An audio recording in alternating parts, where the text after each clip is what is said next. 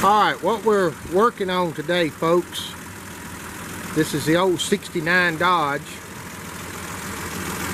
I've got it cranked up, warmed up to operating temperature, and what we're going to talk about today is how to diagnose issues with your gauges.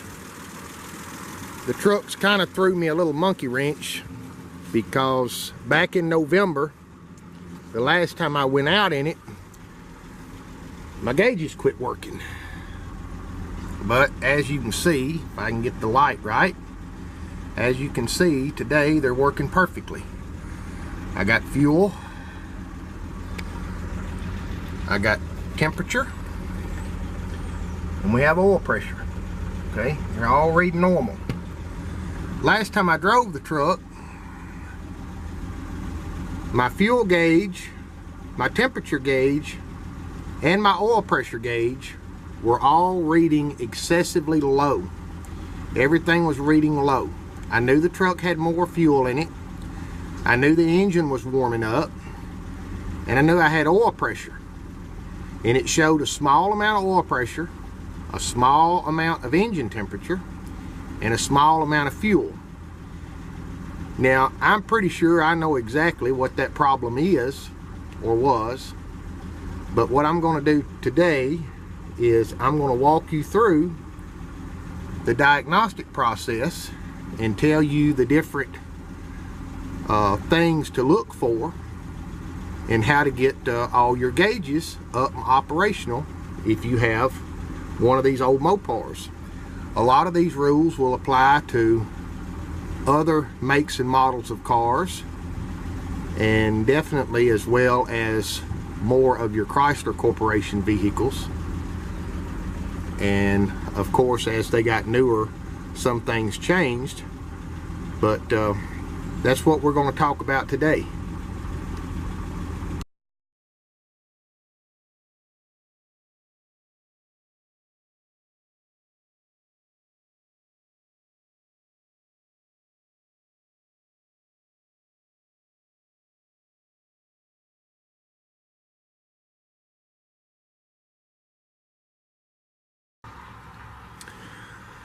A little bit of background and a little bit of information as to how the instrumentation works.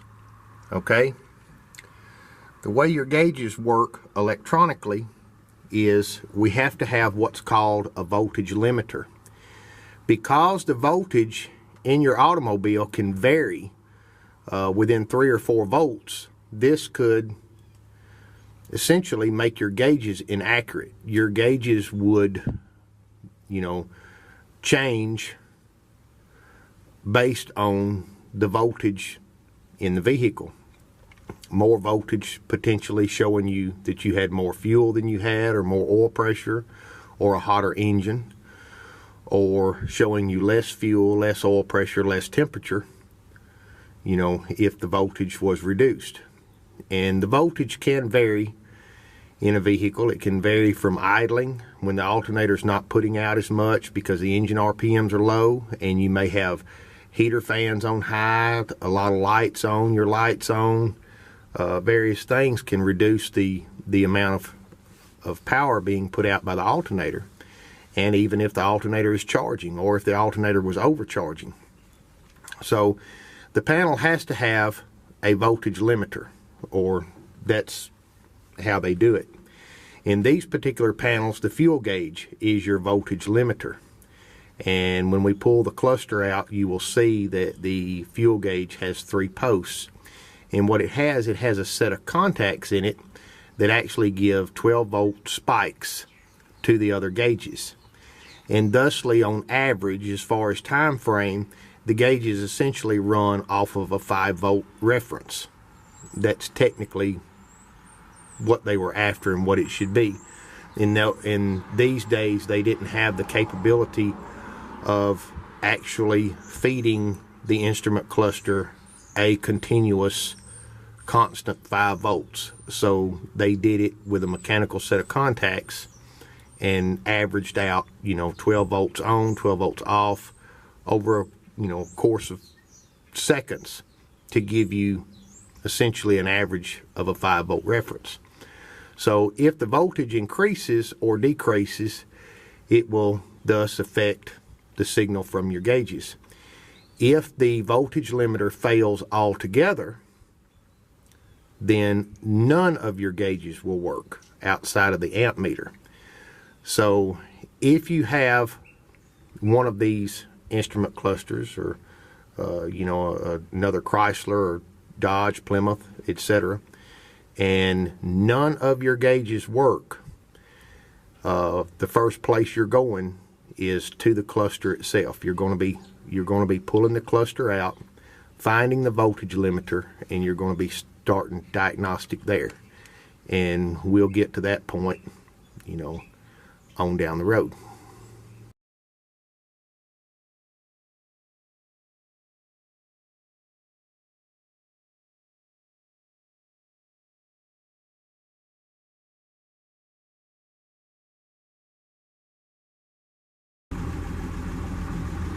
Okay, in this particular scenario, what we're going to assume that our fuel gauge is functional, okay, and our oil pressure gauge is functional. We know our engine's up to operating temperature, but our temperature gauge shows that the engine is cold, okay. Now you can do this particular test with the engine off, and I think we'll do that just to reduce the noise from the truck. I'm going to leave it in the accessory position. Therefore, my fuel gauge and my oil pressure gauge, they're all still active. And what we're going to do is I'm going to show you a quick check of the temperature gauge. Okay? So what we're going to do is we're going to walk around here to the truck. Now what I've actually done is I've disconnected the temperature sending unit. So that would be the first step, is find your temperature sending unit. Okay, I have disconnected the temperature sending unit, and I've attached a little jumper wire to it. Okay, so what we're going to do quick and easy is we're going to verify the circuit from the temperature sending unit to the gauge. That will take us through this wire, through our bulkhead connector on the firewall, and back to our temperature gauge. The first step is we need to know that we have a path between here and the instrument cluster.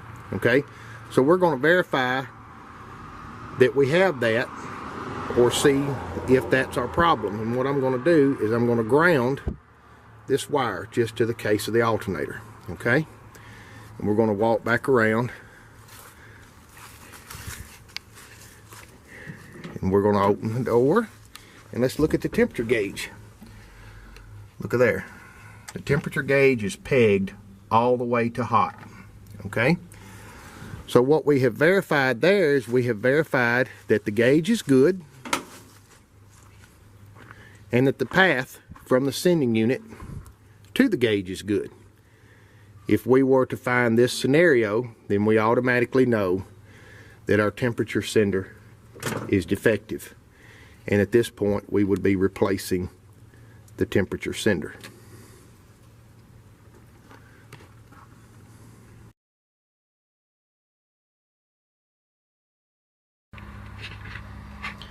Okay, in order to get one of these clusters out, of course I'm sure you all are familiar, you have the 4 screws in the bezel, which is sitting up here on top of the dash right now.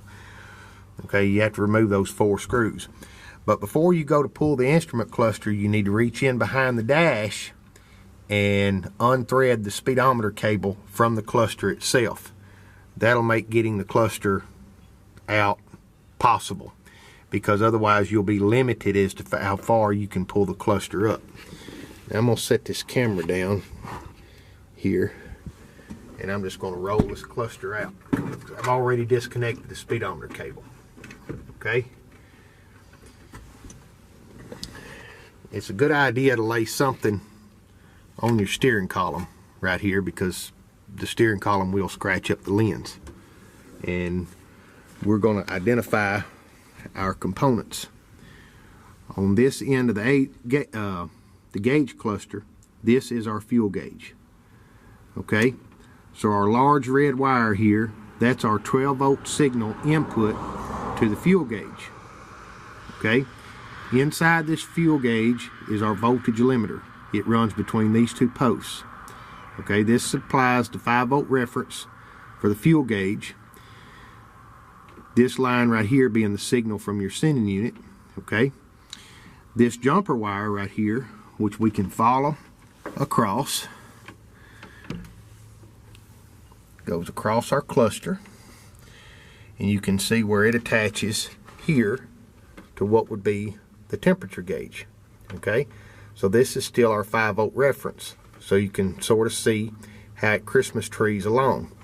And then we can follow it on again, and you can see right here where it brings the 5-volt reference in to the oil pressure gauge. The white wire being the signal from the oil sending unit back to our temperature gauge, the orange wire being the signal from our sending unit, which the white wire being ground from the oil sending unit, the orange wire being ground from the temperature sending unit. Okay, and the blue wire being ground from the fuel sending unit. Okay, so what we're going to do is we're going to check a signal.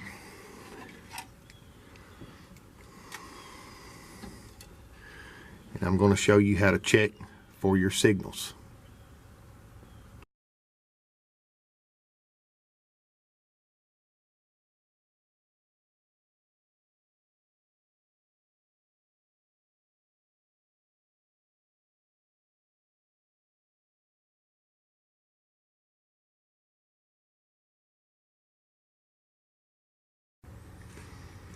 Okay, what we're using today, we're using just a cheap little old voltmeter. Okay, we got it set to DC voltage. You have to make sure you set it to DC voltage.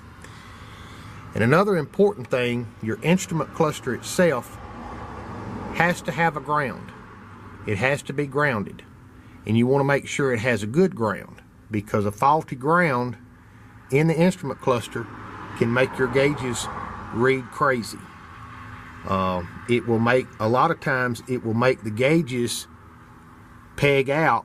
The temperature gauge go to hot, fuel gauge go to full, oil pressure go way up when you turn, for example, your headlights on and your instrument lights come on, because it'll actually search and pick up grounds through lighting circuits, and when you alleviate those, it makes the gauges act crazy. But we're going to check our red wire right here, and our key is off. Okay, we have no volts, no voltage. Okay, we're going to turn our key on. Key on. We're going to check right here.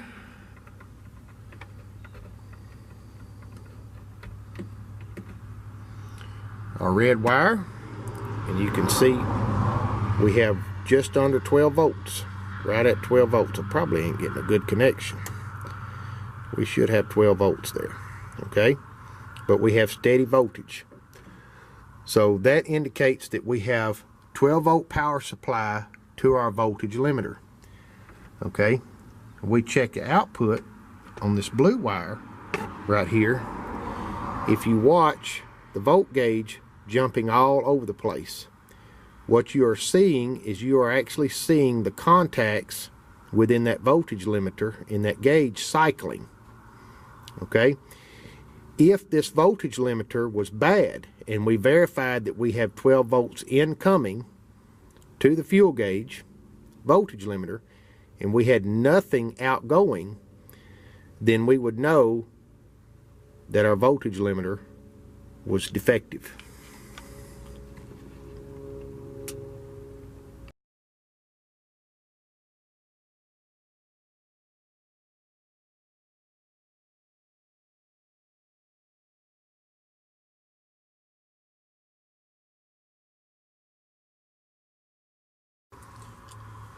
All right, let's assume that in this case that we had ran a diagnostic underneath the hood and we could not get a signal from, say, for example, we'll just say the temperature gauge to make the temperature gauge come up. But our other gages were functional. You can determine if the problem is between the wiring from the sender to the gauge in here when you get to this point and you actually have the cluster out. And what I'm going to do is I'm going to show you how to do that. As we talked about moments ago, this is your 12-volt signal into your voltage limiter. The blue wire coming off here is your reference voltage out that Christmas trees along and goes to each gauge. I told you that our blue wire going to this post of the fuel gauge is our ground signal from the fuel tank sending unit. Okay? I told you that our orange wire was our ground signal from our temperature sending unit under the hood, and that our white wire here was our ground signal from our oil pressure. Now, at this point in time, our engine is not running.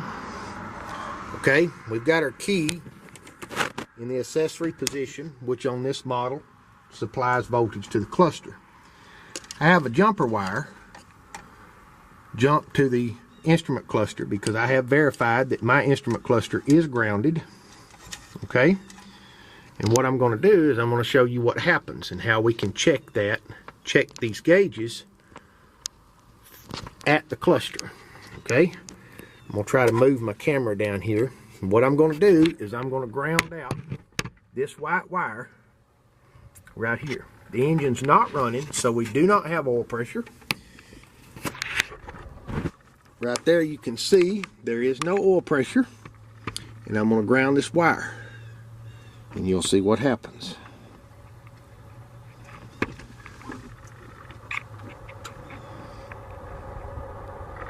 Okay, we have now supplied a ground to the oil pressure gauge. You can see how the oil pressure gauge continues to climb. Now what we have proven that the gauge is good. So if we could not do this from under the hood, but we could do this from inside the truck, we would know that the problem was in the wiring. We can do the same with the temperature gauge. By supplying a ground to the post, we can make the temperature gauge respond.